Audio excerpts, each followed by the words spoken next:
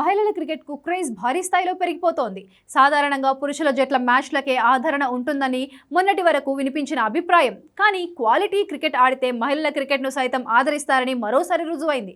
ఇటీవలే ముగిసిన మహిళల వన్డే ప్రపంచ కప్ దీనికి నిదర్శనం. టోర్నీ ఆద్యంతం అన్ని మ్యాచ్లు రసవత్తరంగానే సాగాయి. మహిళల క్రికెట్లో పోటీతత్వం బాగా పెరగడంతో నువ్వా నేనా అన్నట్టు మ్యాచ్లు జరిగాయి. ఫలితంగా ప్రపంచ కప్ ఆరంభం నుంచే అద్భుతమైన రేటింగ్స్ నమోదు చేసుకుంది. ముఖ్యంగా భారత మహిళల జట్టు ఆడే మ్యాచ్లకు రికార్డు స్థాయిలో వ్యూవర్షిప్ దక్కింది. మహిళల క్రికెట్కు ప్రజాదరణ ఏ స్థాయిలో పెరిగిందో ఇటీవలి ప్రపంచ కప్ ఫైనల్లో వీక్షకుల సంఖ్య స్పష్టం చేస్తోంది.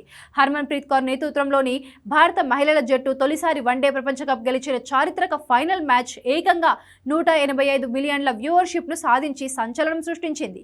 ఈ సంఖ్య 2024లో రోహిత్ శర్మ సారథ్యంలోని పురుషుల జట్టు గెలిచిన T20 ప్రపంచ కప్ ఫైనల్ వీక్షకుల సంఖ్యతో సమానంగా నిలిచింది.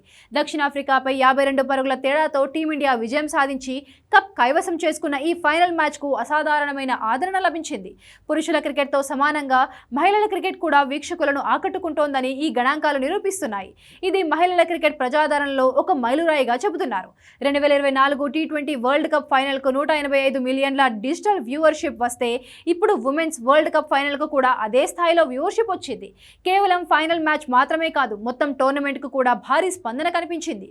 ఈ టోర్నమెంట్ మొత్తం డిజిటల్ రీచ్ 446 మిలియన్లకు చేరింది. ఈ సంఖ్య గత 3 ICC మహిళల ప్రపంచ కప్ల మొత్తం రీచ్ కంటే ఎక్కువ కావడం గమనార్హం.